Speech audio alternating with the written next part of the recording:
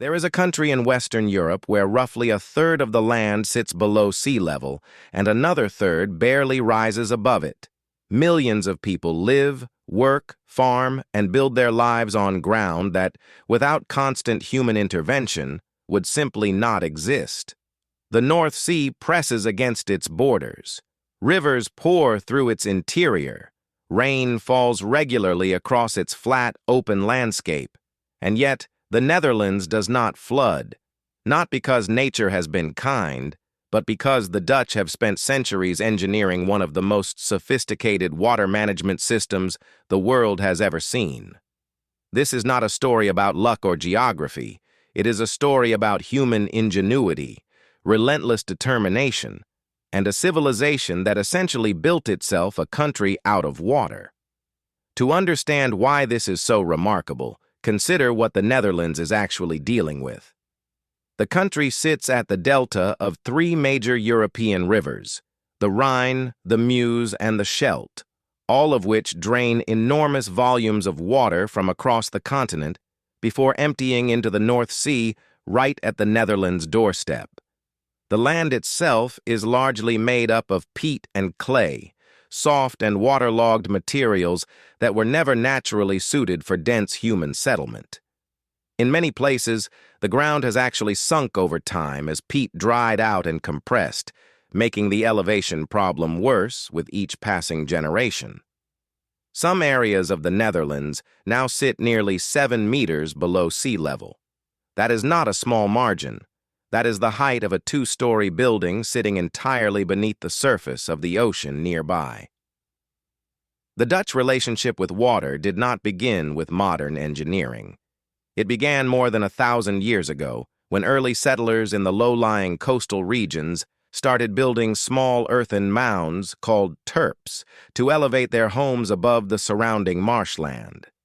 These were not grand engineering projects. They were survival strategies, simple piles of earth that kept a family's house above the waterline during floods. But over generations, those individual mounds grew into connected communities, and those communities began to think collectively about how to manage the water around them. By the medieval period, the Dutch had begun constructing the first dikes, long earthen embankments designed to hold back water from low-lying land. Once a dike enclosed a piece of land, the water trapped inside could be drained, creating what is known as a polder. A polder is essentially a piece of reclaimed land that exists below the surrounding water level and is kept dry entirely through artificial means. The concept sounds simple, but maintaining a polder requires constant effort. Water seeps in through the soil, rain falls directly onto the land, and rivers constantly push against the dike walls. Without continuous pumping, a polder would flood within weeks. This is where the windmill enters the story. The iconic Dutch windmill was not merely decorative or romantic. It was a critical piece of infrastructure. Windmills powered water-lifting devices called Archimedes screws, which scooped water from the low-lying polder land and lifted it up into drainage canals at a higher level, from which it could flow out to sea or into rivers. For centuries, windmills were the engine of Dutch survival, and at their peak, thousands of them dotted the landscape, working constantly to keep the country dry. When steam power arrived in the 19th century, windmills were gradually replaced by steam-driven pumping stations and later by electric pumps.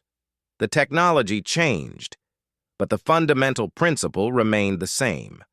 Water must always be actively removed from the land. For all their ingenuity, the Dutch were reminded in devastating fashion that their system was not infallible.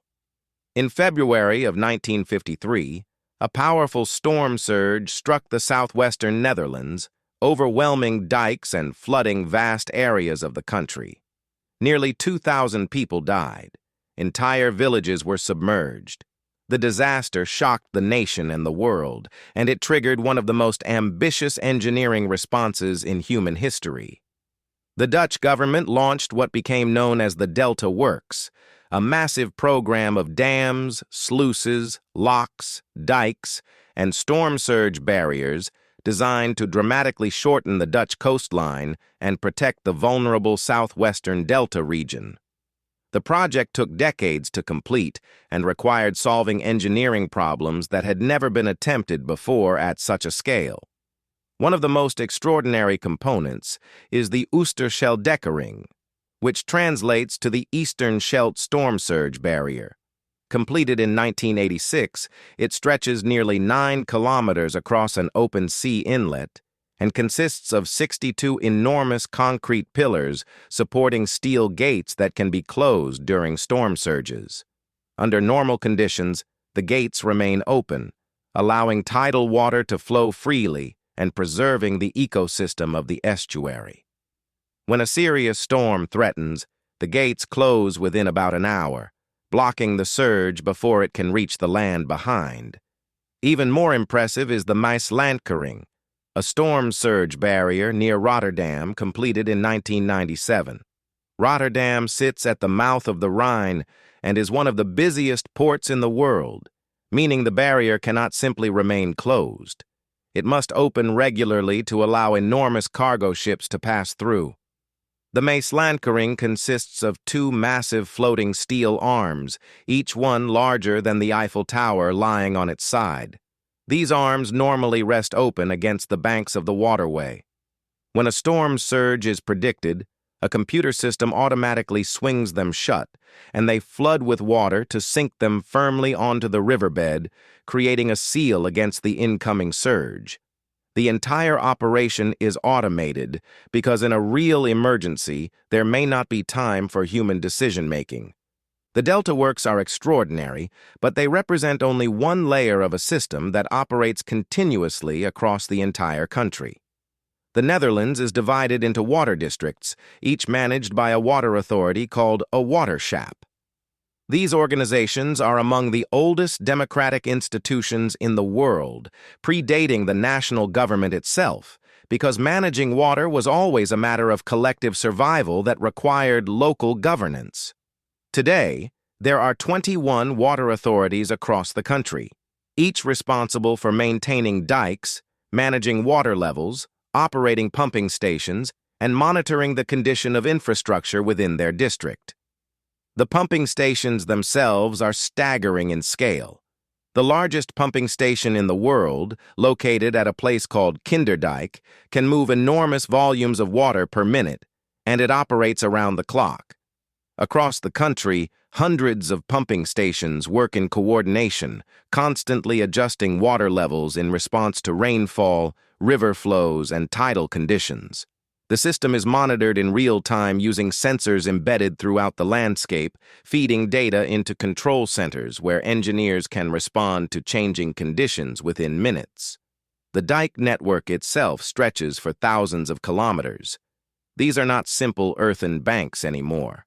Modern Dutch dikes are engineered structures with carefully calculated slopes, reinforced cores, and protective outer layers designed to withstand wave action, erosion, and the slow but relentless pressure of water over time. They are regularly inspected and upgraded, because a dike that was sufficient 50 years ago may not meet the standards required today, particularly as sea levels rise due to climate change. Climate change presents the Netherlands with a challenge unlike anything it has faced before. Not because flooding is new, but because the variables are shifting in ways that are difficult to predict and impossible to fully control. Sea levels are rising, storm surges are becoming more intense, and the rivers that flow through the country are experiencing more extreme patterns of both flood and drought. The Dutch response to this challenge is characteristically pragmatic and forward-thinking. Rather than simply building higher walls, the Netherlands has embraced a philosophy called room for the river, which involves giving water more space to spread safely rather than always trying to contain it. Floodplains have been deliberately widened, dike lines have been moved back, and some agricultural land has been converted into water storage areas that can absorb excess river flow during peak periods. In cities, Architects and urban planners are designing buildings that can float, public squares that double as water storage basins, and underground reservoirs that capture rainfall before it overwhelms drainage systems. The Dutch have also become the world's leading exporters of water management expertise, advising governments from Bangladesh to New Orleans on how to live with water rather than simply fighting against it.